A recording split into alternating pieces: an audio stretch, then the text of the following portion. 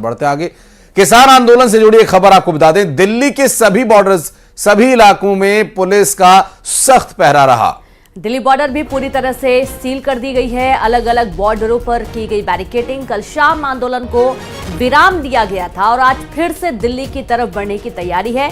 कल की तस्वीरें भी हमने आपको दिखाई थी, जिस वक्त पुलिस को हल्का बल प्रयोग करना पड़ा था। आंसू गैस के गोले छोड़ने पड़े थे ताकि जो किसान है वो यहाँ बैरिकेडिंग जो तोड़ने वाले थे बच सके, यहाँ से दूर जा सकें। लेकिन उसके बावजूद स्थिति जस की तस थी। थोड़ा विराम जरूर लगा था, लेकिन आज एक बार फिर से दिल्ली कूच की तैयारी किसानों की, और इसके चलते सुरक्षा जवान तैनात कर दिए गए हैं, बैरिकेडिंग्स की गई हैं। लेकिन आप देखेंगे कि बैरिकेडिंग्स को भी उखाड़ फेंका था किसानों ने, और जब स्थिति बिगड़ता देखा जवानों ने तो आंसू गैस के गोले भी छोड़ने पड़े।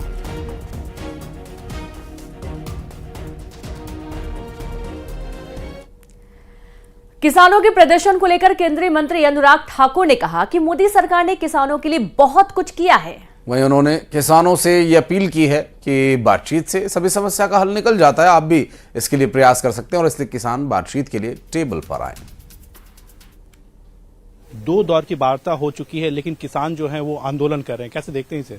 देखिए, मैं इतना ही कहूंगा, मोदी सरकार ने पहले दिन से चर्चा को बड़ी गंभीरता से लिया, आगे भी लेंगे। हम लगातार चर्चा में बैठे रहे। कल भी देर रात तक हमारे केंद्रीय मंत्री बैठे रहे। जब किसान नेता उठ कर गए तब भी कहा कि भाई प्लीज बैठिए, बातचीत करेंगे, लेकिन वो फिर भी चले गए।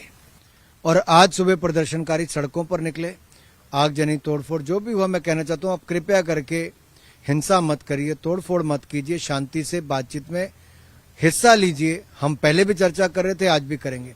अब चर्चा बढ़ क्यों रही, आपने पूछा, तो मैं इतना ही कहूंगा, क्योंकि नए नए मुद्दे जुड़ते जा रहे हैं। कहा गया कि WTO से भारत को अलग हो जाना चाहिए, बाहर निकल जाना चाहिए, वर्ल्ड ट्रेड ऑर्गेनाइजेशन से।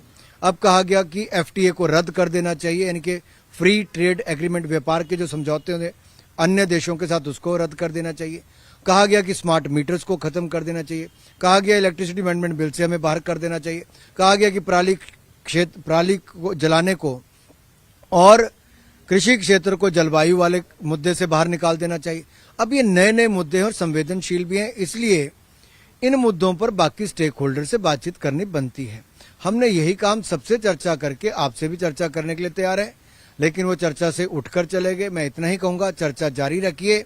अगर कतर में नौसेना के अधिकारियों को मृत्युदंड से बचाकर हिंदुस्तान सुरक्षित ला सकते हैं, ऑपरेशन गंगा में 27,000 हिंदुस्तानियों को बचाकर ला सकते हैं, तो हर समस्या का हल टेबल पे बैठ के ही निकलता है। इंदौर के राधा स्वामी सत्संग परिसर में